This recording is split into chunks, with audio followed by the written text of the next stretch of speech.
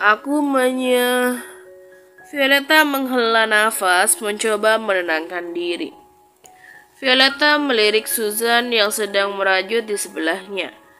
Violeta memang meminta Susan untuk datang dan mengajarinya merajut. Tentu saja, Violeta sudah tahu ini tidak semudah itu. Milik Violeta seperti benang kusut yang tidak berbentuk, sementara milik Susan terlihat rapi dan cantik. Kenapa Susan lebih bagus dalam segala hal? Violeta memeluk lengan Susan, menempelkan pipi di bahu wanita itu. Jangan begitu, Anda kan baru mencobanya beberapa kali. Merajut memang bukan hal yang mudah, butuh waktu dan kesabaran untuk melakukannya, ujar Susan dengan lembut. Berapa lama kau merajut? Tanya Violeta. Sebelum tuanku lahir. Susan berusaha mengingat. Profesional memang beda ya, Violeta cemberut. Anda punya banyak waktu untuk belajar. Anda harus yakin pada diri sendiri. Kalau Anda bisa melakukannya, Nyonyaku, ujar Susan. Iya. Violeta kini melirik Gita yang duduk di hadapannya. Gita juga belajar merajut. Anehnya, dia tidak mengeluarkan sepatah kata pun. Biasanya Gita akan banyak mengeluh, mengeluarkan segala sumpah serapai dan kalimat mutiara. Ini pertama kalinya Violeta melihat Gita setenang ini. Saat melihat rajutan Gita, itu tidak jauh berbeda dari milik Violeta. Lalu, apa yang sebenarnya terjadi? Gita Farasya, panggil Violeta. Gita menatap Violeta. Kau sakit? Tidak. Ada masalah? Enggak tuh. Lapar? Sedikit. Violeta semakin heran. Kenapa? Tanya Gita. Habisnya kau terlihat berbeda. Kau setuju kan, Susan? Tanya Violeta. Nona Farasya memang nampak berbeda dari awal kelas merajut dimulai, ujar Susan. Berbeda apanya? Gita heran. Kau terlalu tenang, biasanya banyak bacot, ujar Violeta. Aku sedang melatih ketenangan, ujar Gita. Kenapa tiba-tiba? Matteo bilang kalau aku ingin mengalahkannya, aku harus bisa menguasai ketenangan. Gita bicara dengan lembut. Sungguh? Violeta tahu Gita sangat ingin mengalahkan Matteo. Kalau dipikirkan lagi, Matteo tidak pernah terlihat terpancing saat berlatih dengan seseorang. Violeta pernah menyaksikan Marcelo dan Matteo melakukan pemanasan. Di sana, Matteo terlihat begitu tenang walau pada akhirnya ia kalah. Aku senang kau mempelajari ketenangan, tapi apa itu benar-benar akan membantumu untuk mengalahkan Matteo? Tanya Violeta. Apa maksudmu? Gita memberikan tatapan tajam. Ketenangannya telah dirusak. Maksudku, Matteo menang bukan karena ketenangan. Dia menang karena dia memang kuat. Violeta tersenyum jahil. Maksudmu aku lemah? Gita berteriak seperti biasa. Loh, kenapa kau berteriak? Katanya melatih ketenangan. Violeta tertawa. Sialan, kau memancingku rupanya. Gita mengambil bantal sofa di sebelahnya. Ayo, lakukan sedikit pemanasan. Aku juga bosan. Violeta mengambil bantal di sebelahnya. Saat mereka bersiap bertarung, mereka langsung berhenti begitu tatapan Susan sangat tajam. Tatapan yang membuat Violeta dan Gita merasa merinding, seperti seorang nenek lemah lembut yang sedang marah. Bagaimana kalau kita lanjutkan kegiatan merajut ini? Violeta meletakkan bantal dengan sedikit gemetar. Ia kembali duduk dan mengambil peralatan merajutnya. Sebaiknya aku kembali melatih ketenangan. Gita melakukan hal yang sama. Sekitar beberapa menit, seorang pelayan masuk ke dalam. Undangan. Violeta menerima amplop undangan yang dibawakan oleh pelayan. Dari Nyonya Melva Smith, ujar pelayan. Kenapa dia memberiku surat undangan? Apa dia tidak malu setelah pesta teh itu? Violeta membuka surat dan membacanya. Apa isinya? Tanya Gita. Dia bilang ingin bicara berdua denganku di sebuah kafe. Katanya ada hal penting yang harus dibicarakan, ujar Violeta. Hal penting macam apa yang ingin dibicarakan seorang Melva? Itu pasti tidak berguna. Gita tertawa kecil. Susan, maafkan aku, bisakah kau keluar? Tanya Violeta. Tidak masalah nyonyaku, silakan nikmati waktu Anda.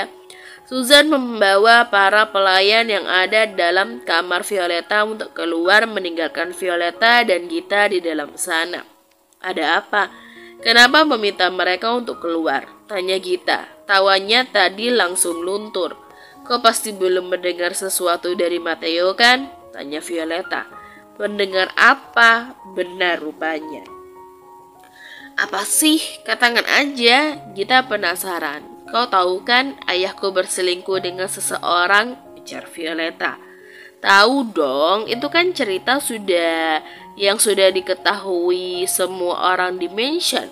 Perkataan kita tidak salah. Setelah Violeta memasuki mansion, Marcelo menyebarkan beberapa hal tentang Violeta. Salah satunya mengenai ayah Violeta yang berselingkuh. Tujuannya untuk membuat semua penghuni mansion tidak memandang Violeta dengan buruk. Melva adalah orangnya. Hah?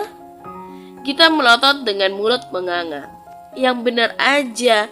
Gita mengingat wajah Gerald yang sempat dilihatnya di mall. Kok Melva mau dengan pria macam dia? Ujar Gita. Violeta berwajah datar mengingat ibunya juga mau dengan Gerald. Dulu dia cukup kaya. Dia jadi preman jalanan, merampok orang-orang lemah dan kecil. Semua uangnya dia berikan pada Melva. Setauku, dulu Melva hanyalah wanita pelacur biasa. Dia mau dengan Gerald pasti karena Gerald rela memberinya apapun sampai Gerald bosan dan membuangnya, ujar Violeta. Kau memanggil ayahmu dengan namanya. Gita mengerutkan dahinya. Menyebutnya ayah hanya membuatku sakit, ujar Violeta. Bagaimana dengan ibumu? Kenapa dia mau bersama ayahmu? Tanya Gita. Sebelum menikah, sikap Gerald berbeda. Dia sangat baik dan lembut pada ibuku. Sikap aslinya baru terlihat setelah menikah, jawab Violeta. Cerita klise, ujar Gita. Benar, Violeta mengangguk. Violeta menceritakan mengenai Melva, Gerald, dan Mr. X pada Gita, membuat wanita itu terus bengong selama mendengarkan penjelasan Violeta. Wah, hidupmu sudah seperti cerita novel saja, ujar Gita.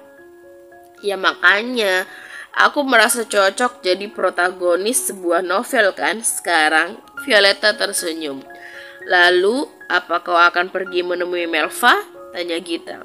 Entahlah, aku harus mendiskusikan ini dengan Marcelo, ujar Violeta. Tok tok tok, siapa itu? Tanya Gita saat mendengar pintu diketuk. Itu Marcelo, ujar Violeta. Benar saja, yang membuka pintu adalah Marcelo. Tunggu, dari mana kau tahu kalau itu Marcelo? Tanya Gita. Dari suara langkah kakinya, jawab Violeta. Bucin emang beda ya. Sebaiknya aku keluar sebentar, silahkan bermesraan di sini. Kita keluar dari kamar Violeta. Tumben kembali sekarang, Violeta tersenyum. Aku harus membicarakan sesuatu. Marcelo duduk di sebelah Violeta. Bagaimana dengan pekerjaanmu? Tanya Violeta. Bicara denganmu adalah bagian dari jadwalku, balas Marcelo. Gombal. Tidak, sungguh.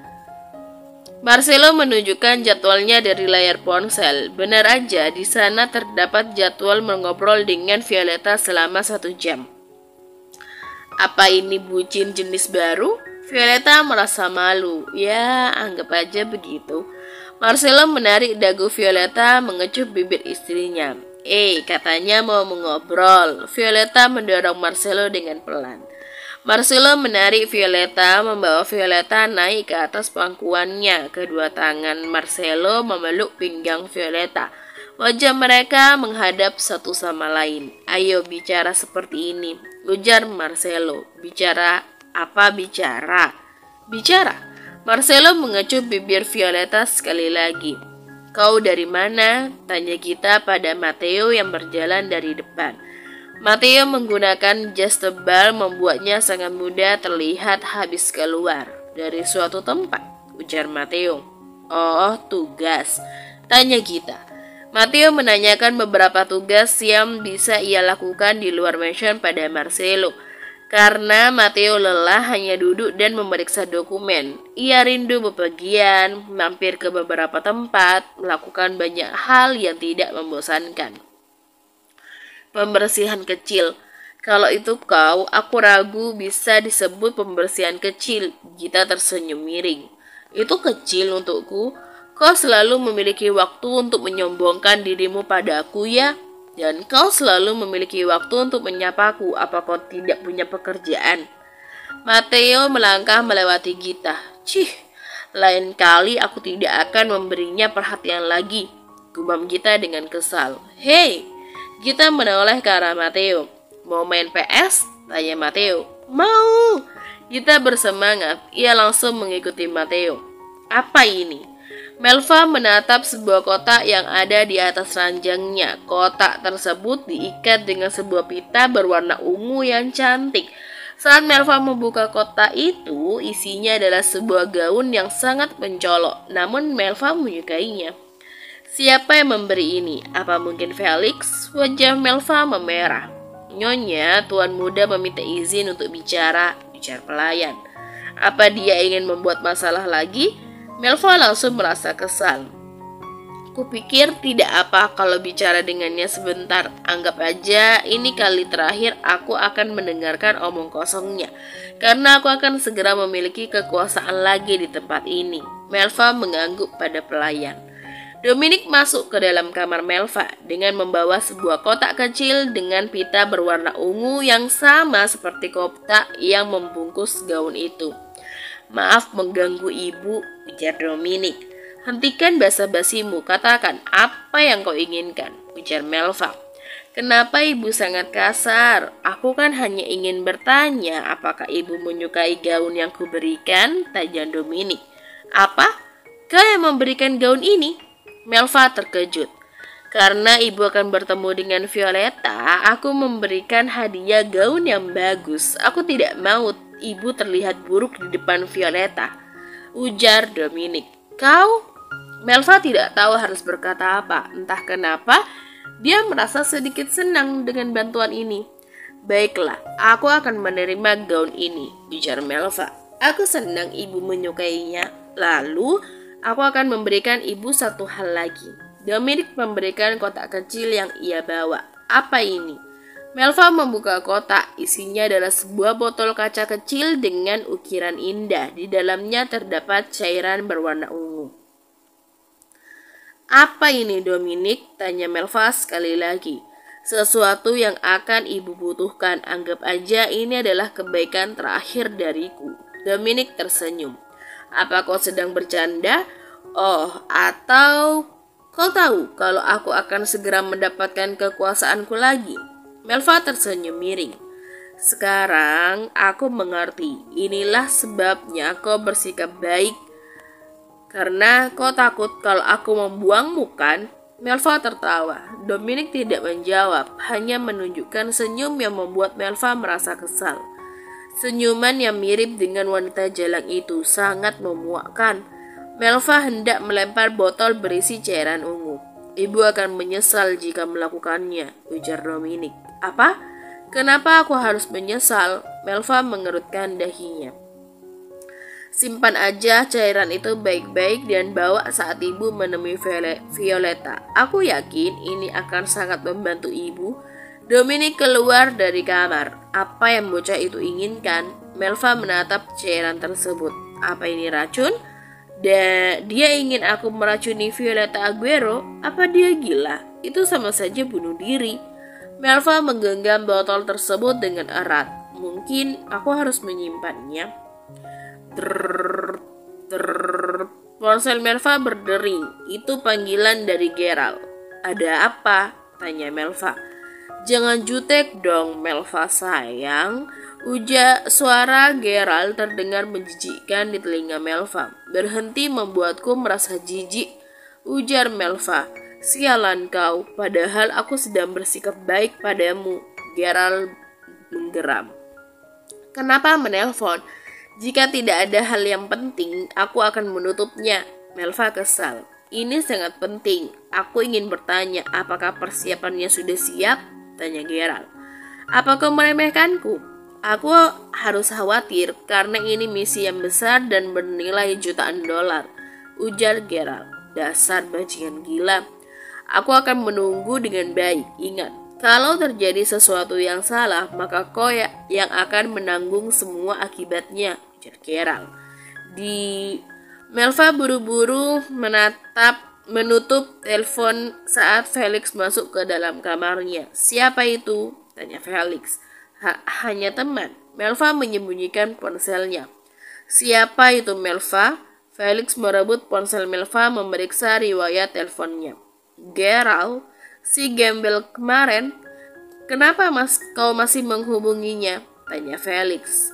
Aku tidak menghubunginya, dia yang menelponku. Melva berkeringat, hanya ada satu riwayat telepon saja karena sisanya tuh sudah dihapus.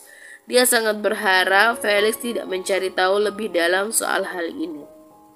Apa yang kalian bicarakan? Tanya Felix. Hanya hal kecil. Apa itu? Aku itu... Brak! Melva bergetar saat Felix melempar ponsel ke dinding, membuat ponsel tersebut retak dan hancur. Kenapa bergetar? Apa kau berselingkuh dengannya? Tanya Felix. Tidak, mana mungkin aku berselingkuh dengan orang seperti itu, sayang. Tolong percayalah padaku. Melva menggenggam tangan Felix. Aku yakin kau sudah mengerti saat aku mengusir pria itu, tapi kau masih berhubungan dengannya.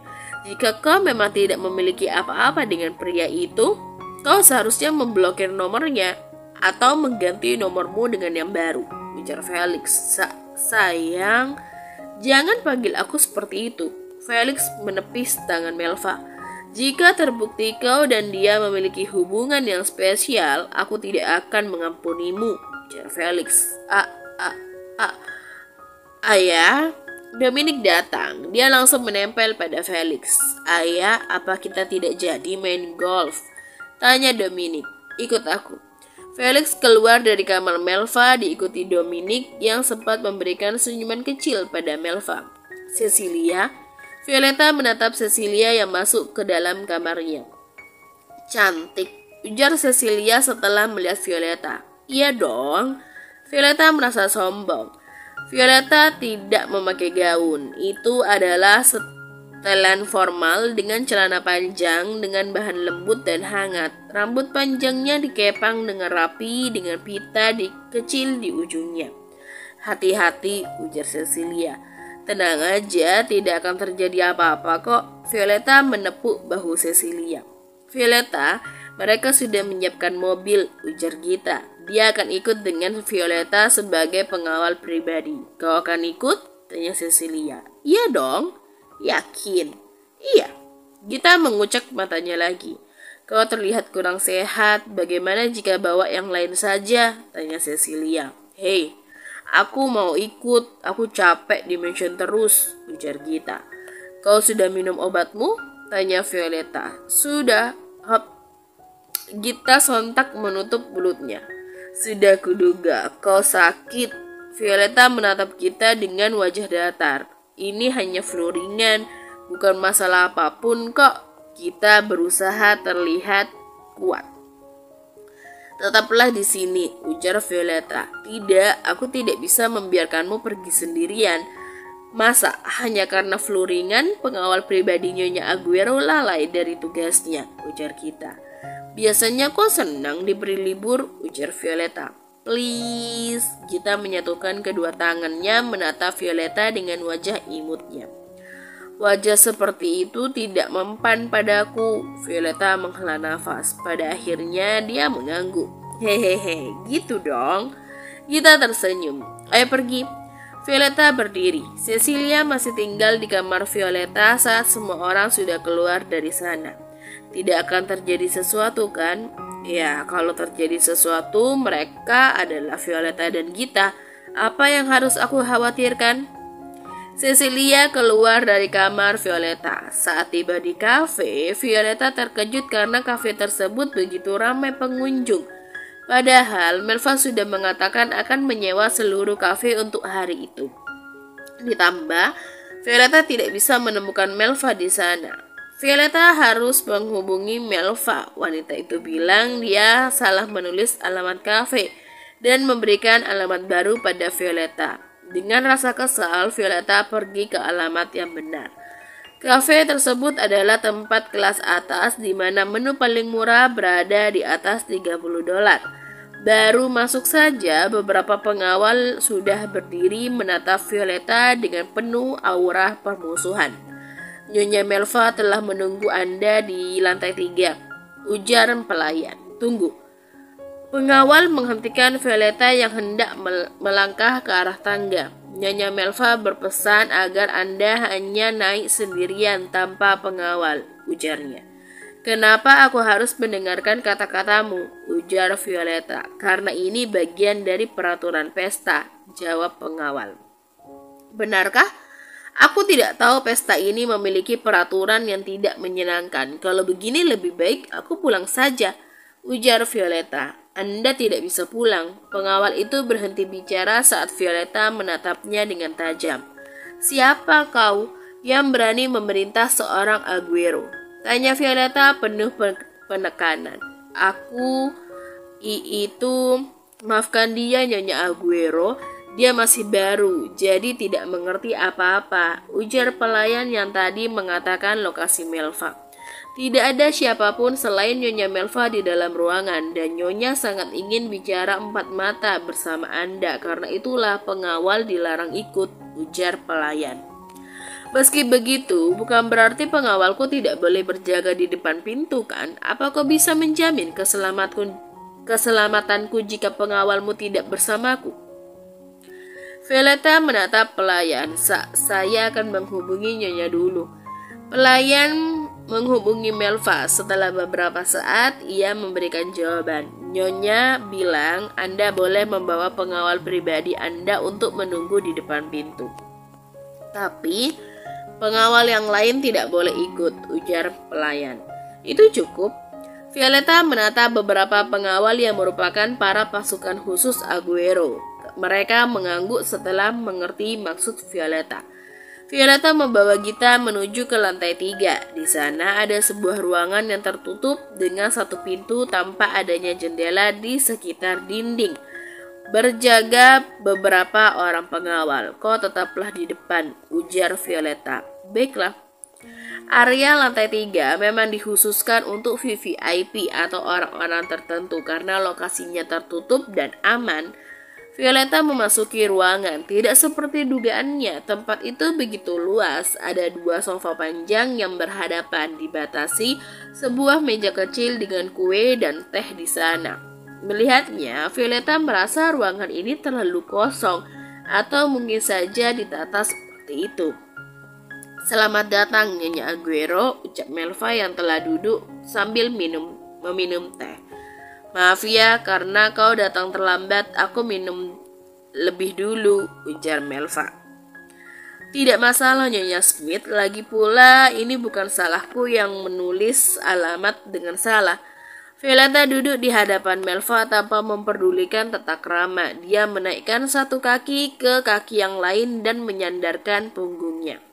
Sebelum itu, aku ingin memberikan nasihat kepadamu Nyonya Smith, karena kau adalah calon Nyonya Toretto.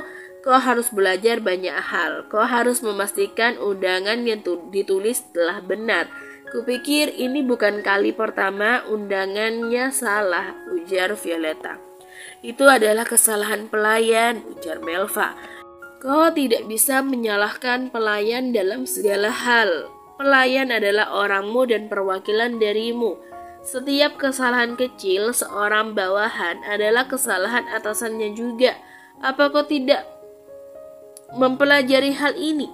Kupikir seorang calon Nyonya Toretto seharusnya sudah dilatih dengan baik, bukan hanya duduk diam seperti alat penumbuh benih. Violeta tersenyum. Kau Melva merasa geram. Setidaknya aku bisa hamil, ujar Melva. Aku juga heran dengan itu. Nyonya Smith, bagaimana kau bisa hamil saat Tuan Felix Toretto mandul? Tanya Violeta. Hah? Melva terkejut. Dia tidak menyangka Violeta mengetahui rahasia yang bahkan tidak diketahui oleh Felix. Seperti apa ayah aslinya Nyonya Smith? Violeta tersenyum. Berani sekali kau. Melva meraih cangkir hendak melempar teh ke arah Violeta, namun Violeta lebih dulu mengambil bantal sehingga teh tersebut mengenai bantal bukan dirinya. Wah, Nyonya Smith sangat kasar ya. Violeta tertawa kecil. Jalan kecil ini tidak tahu tempat. Aku hanya wanita jalanan yang dipungut oleh Marcelo Aguero dan beruntung menjadi seorang nyonya, ujar Melva.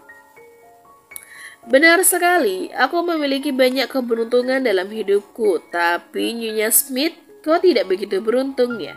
Seorang wanita pelacur yang merebut suami orang lain lalu ditinggalkan oleh pria itu dalam keadaan hamil setelah menempuh beberapa tahun menjilati pantat orang kaya. Kau melakukan perjalanan untuk merebut Toretto, sungguh tragis ya. Violeta menatap Melva dengan lekat. Bagaimana bisa? Melva bergetar. Bagaimana bisa aku tahu? Itu mudah, karena aku adalah seorang Aguero. Violeta tersenyum manis. Sialan, aku tidak tahan lagi, Geralt. Melva berteriak. Jangan berteriak, Jalang. Geralt muncul dari pintu yang membuat Violeta membulatkan matanya. Adalah Gita yang didorong masuk dalam keadaan tidak sadarkan diri. Lama tidak bertemu, putriku, ujar Geralt. Apa yang kau lakukan di sini? Violeta berusaha tetap tenang, walau tangannya bergetar saat melihat semua pengawal yang berjaga di luar menodongkan pistol mereka ke arah Gita yang tergeletak di lantai.